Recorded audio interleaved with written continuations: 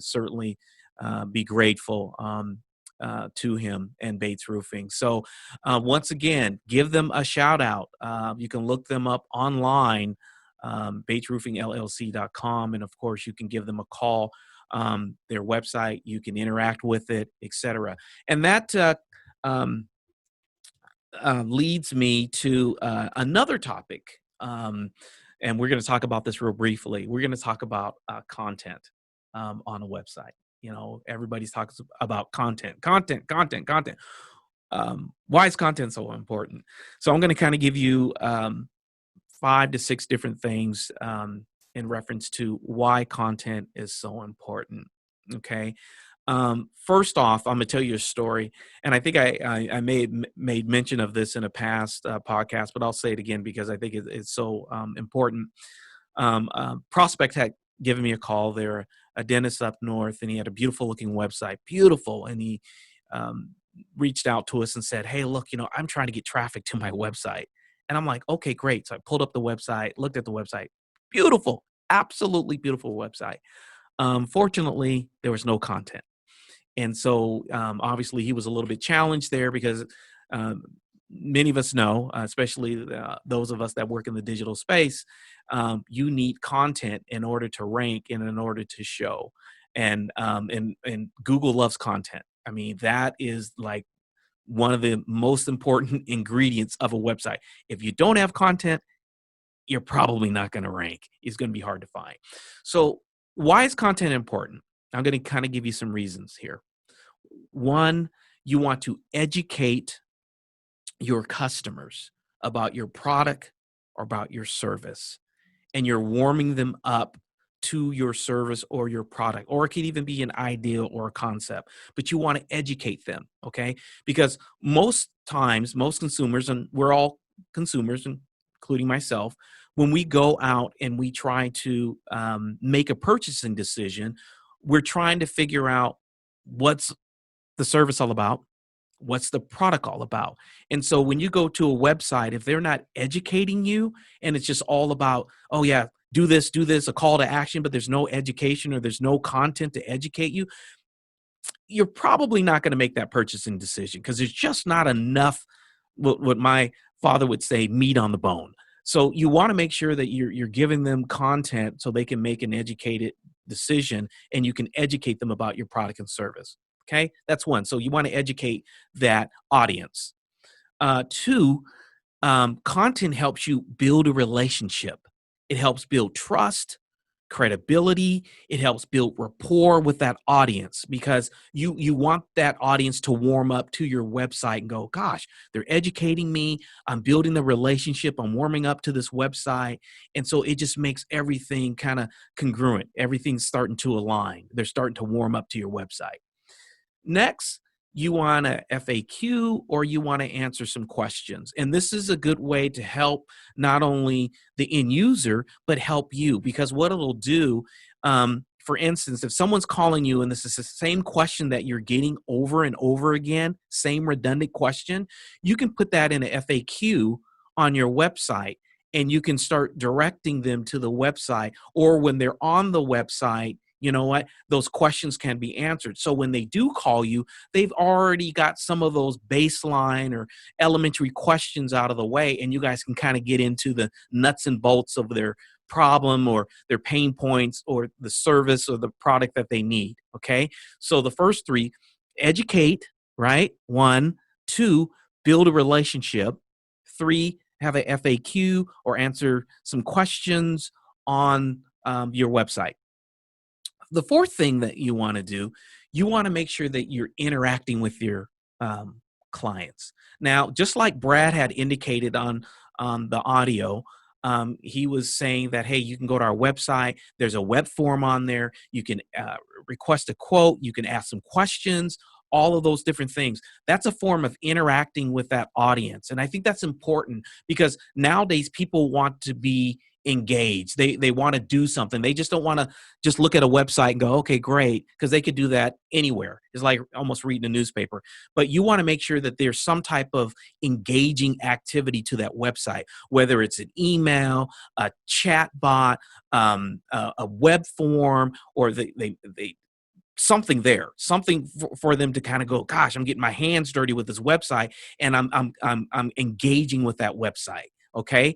And then what you also too want to do, you want to create a sense of community on your website. Like they feel a part of the family. Have you ever gone into a good restaurant or a good store, and you go there a lot, and then after maybe the second or third or fourth time, you start to know the clerk, or they call you by your name, or they say, "Hey, Regas," or "Hey, Judy," or whatever, because you've created that, and you could do that with your website. You certainly can. You can engage them to a level where they feel a part of your community. Okay, um, and the last one is you want to convey an idea or a concept, or you want to convey your message. What's your unique selling position? What's unique about your service or your product? Okay, I think that's important. So those 5 things, I think there's 6 things, excuse me. You want to educate, you want to build a relationship, you want to have a FAQ or answer some questions, or make that website, you know, make the website fun, make the website, where they can get in there and get their information answered, or do all of that good stuff, because I think it's important. You just don't want a website that says, "Hey, we service this," and don't give them anything else, because they're just going to bounce. We call it the bounce rate, and they're going to move on and go to another website that is going to answer some of their questions and go from there. Also, too, you want to have that website where it's interacting. They're doing something. It's some type of call to action, web form. You're chatting with them or what have you. You want to get them engaged about your product or service. Um, Create a sense of community.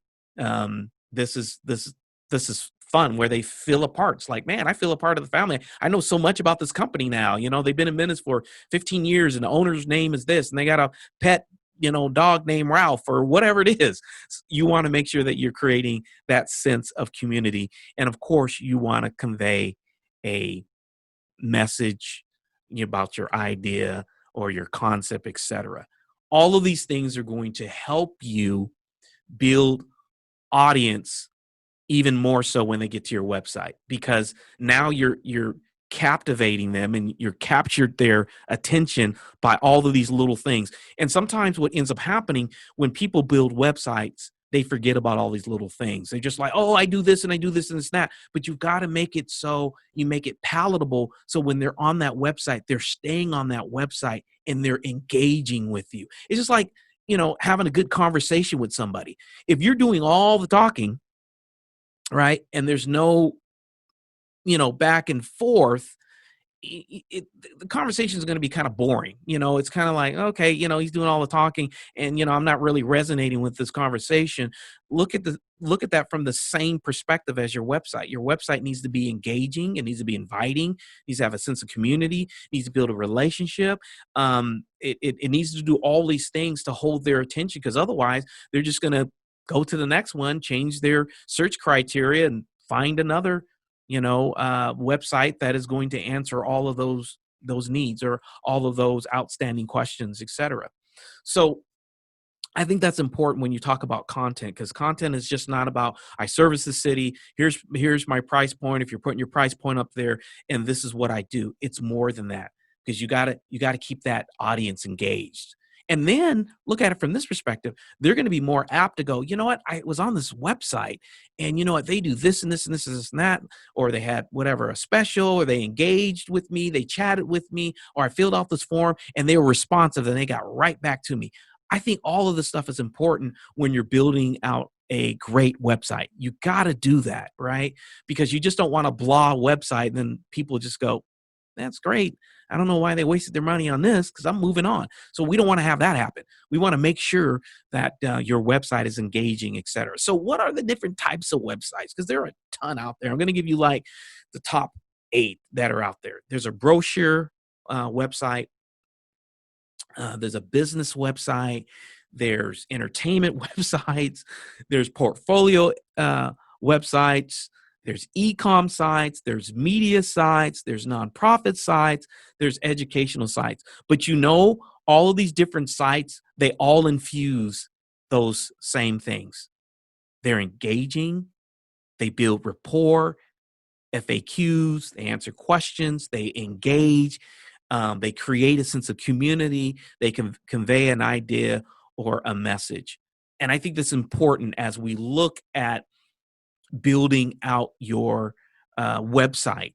This helps also too with your search engine optimization, because if all these ingredients are pulled together and it makes sense for that end user to go to your site, because we look at it, and I said it earlier, it's called a bounce rate. The bounce rate is when someone engages with your site, and it measures the amount of time when it's on the site or on a certain page. So we'll know if that page is really inviting or engaging, because if they just go there and they click it and they're off, and they go to another page and click and they're off, we need to take a look at that page, because something with that page is not put together appropriately to hold their attention. Hopefully that makes sense, because we want to make sure that we're holding their attention, because that's the whole thing. A website should be designed to help your business grow so you don't have to do the heavy lifting. I'm going to go back. I'm going to date myself a little bit. I remember back in the day where I used to deliver newspapers, and I forgot the name of the newspaper company. Well, one was the Seattle PI. That was back in the day. But I remember I used to deliver these promotional flyers, and it came in the door hanger, and it was in the plastic sleeve, and you hung them on each door handle, and you would go down, seem like 35 blocks, and you just hang these door hangers, etc. Just think about this in today's society, in today's environment. Would you go out and hang all those door hangers on 75 or 150 or 250 houses in a square mile, or how many is in that houses in that square mile? I would venture to say not. And the reason why I bring that up is a website is designed to help your business be successful. Now, I know some people are like, "Oh, I just got a Facebook page." Not sweating that. "Oh, I just got, Instagram or, whatever." I'm not sweating that. But the majority of businesses that are out there today, a website legitimizes you. It really does. A website legitimizes your business, because it's the heir apparent of today's business card, or yesterday's business card is a website today. So you get your website, you put it together, and there's so much more that you could do with a website than you could do with a door hanger or with a business card. Just face it. I mean, people want to engage in community. People want to engage with a company that understands their pain point, or understand that I need this service or I need this product. And I believe the websites that do that better, eventually they're going to have a swath of audience, a swath of traffic coming to their door, because they just do it better. And I really feel that that's important. So, like I said, I remember back in the day putting all those door hangers up or whatever. I'm so glad I don't have to do that for iLocal. I'm glad that we have a website. I'm glad that we, have a website that can engage, that has a chat bot on it. You can do a web form on there. Of course, you can call, but it is so much easier when you have a website that is working for you. And of course, we've got into this in other podcasts, talking about the research giant, talking about, the directory that iLocal has. It's a great medium to get your business listed, get backlink to increase your rankings online. Just a lot of different things that we can do over here at iLocal, et cetera. Give us a call. We're here to help. I mean, we're trying to bring in information and give you content so it will help you along your journey. Building websites, putting your message out there, SEO, PPC, social media, whatever that is online. And like I said, this is what marketing from a digital perspective. I don't know what happened last show, but I couldn't get that out. I think I had tacky tongue, whatever. But anyway, marketing from a digital perspective. Thank you for joining us today. This is your host, Regas Sager, sponsored by iLocal and Research Giant. Till then, have a great day. See you soon.